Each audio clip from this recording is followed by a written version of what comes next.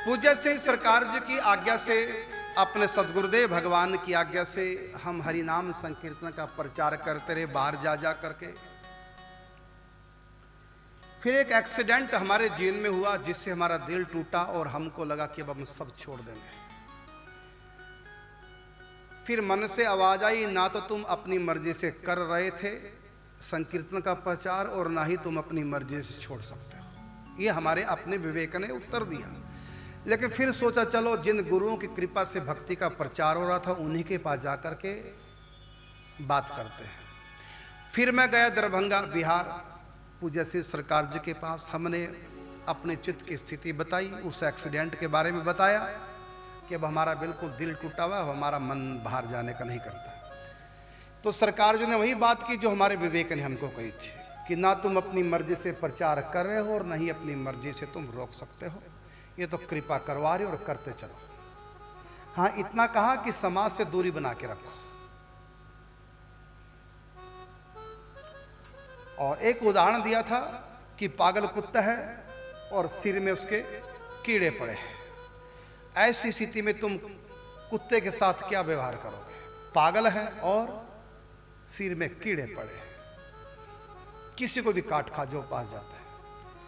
अब तुम क्या करोगे? उसको सड़ता छोड़ दें, कीड़े पड़ते छोड़ दें, उसका कोई ट्रीटमेंट न कराएं, दूरी बना के रखें, मरने दो उसको कीड़े पड़ के, या उसका कुछ इलाज करोगे?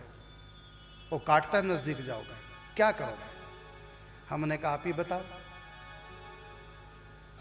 तो उन्होंने कहा एक हाथ में ले लो डंडा और एक हाथ में बड़ा सा बांस, उसके आगे रुई, उस पे मल्लम। तो दूर से उसके सिर में घाव जहां है कीड़े पड़े वहां पर दवाई पहुंचाओ दूर से, और कोई हमको काट ना खाए, डंडा हाथ में रखो। मतलब मुलायम भी बने रहो और सख्त भी बने रहो। लोगों से ना सटके रहो और ना हटके रहो, बस थोड़ा सा बच के रहो। ये आग की तरह है, लोग नजदीक जाएंगे तो जलाएंगे, दूर रहेंगे तो इनका लाभ ही नहीं हो पाएगा। ये पागल कुत्ते की तरह है लोग जो घायल है, इलाज करेंगे तो काटेगा और न करेंगे तो मरेगा कुत्ता। दया बिन संत कसाई और दया करी तो आफत आई। दया बिन संत कसाई और दया करी तो आफत आई। तो तरीका बताया, एक हाथ में डंडा रखो। हम जो साथ साथ आत्मकथा भी बता रहे हैं गुरुओं के चरित्र के साथ साथ, आपको तो लग रहा होगा सब बड़ा आराम से महाराज जी के ऊपर कृपा होती चलेगी सबके, लेकिन आपको नहीं पता। दीदी जी साक्षी हैं हमारे, किशोर शरण जी हमारे नानक जी बैठे हैं। कैसा कैसा मैंने समय देखा, कैसे कैसे विपरीत परिस्थितियां आई, कितने बड़े बड़े कांड हुए, क्या क्या हुआ। हम तो नाराज हो गए थे, लोगों से उदास हो गए थे। ये सारे पागल कुत्ते की तरह है, काटने दौड़ते हैं।